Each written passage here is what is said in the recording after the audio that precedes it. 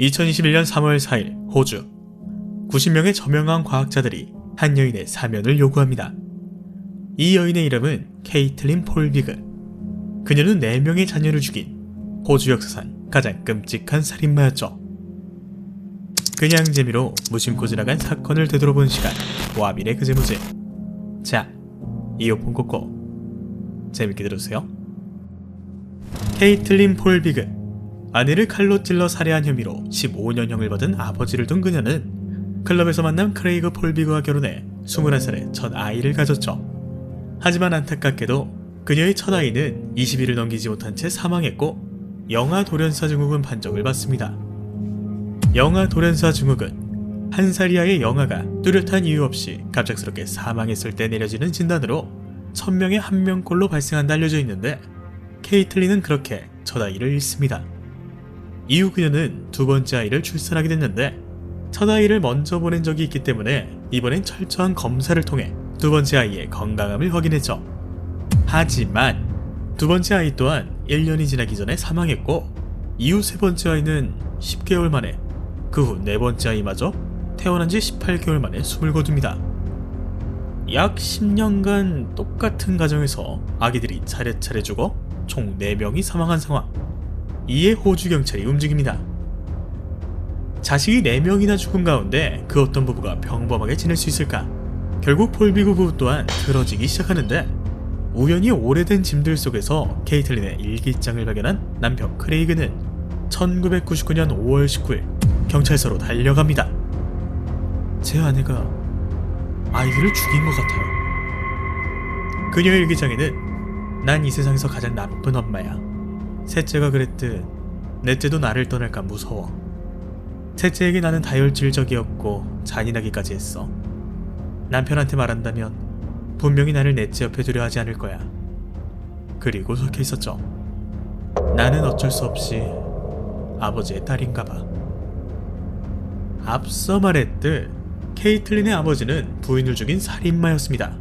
다시 말해 이 상황은 아이가 4명이나 죽은 가운데 아내 스스로 살인마의 딸임을 자처한 것처럼 보였죠.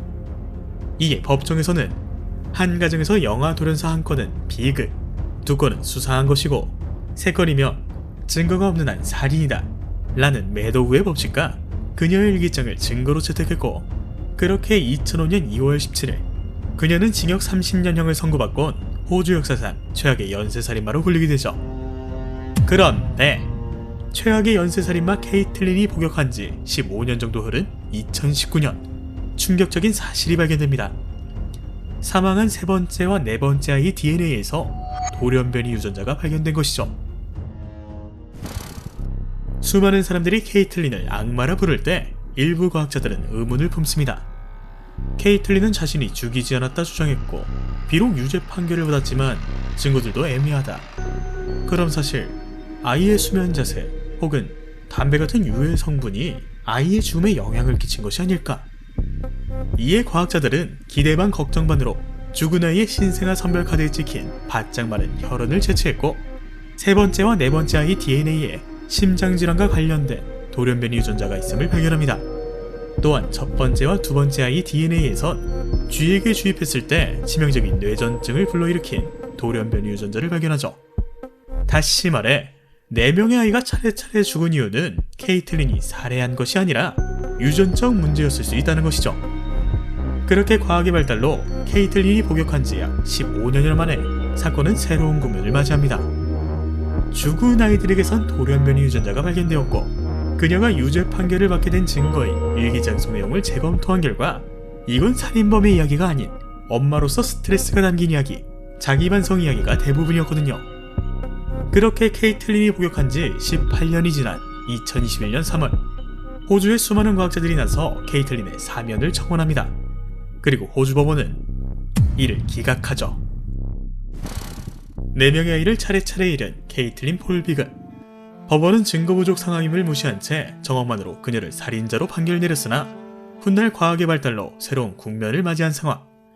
이제 이 사건은 케이틀린 개인과 호주 사법부의 싸움이 아닌 과학계와 사법부의 기싸움으로까지 번졌고 그 옛날 1980년 딩고가 자신의 아이를 물어갔다는 어머니를 살인자로 오판한 경험이 있는 호주 사법부와 과학계의 줄다리기는 여전히 현재 진행 중이라고 하네요.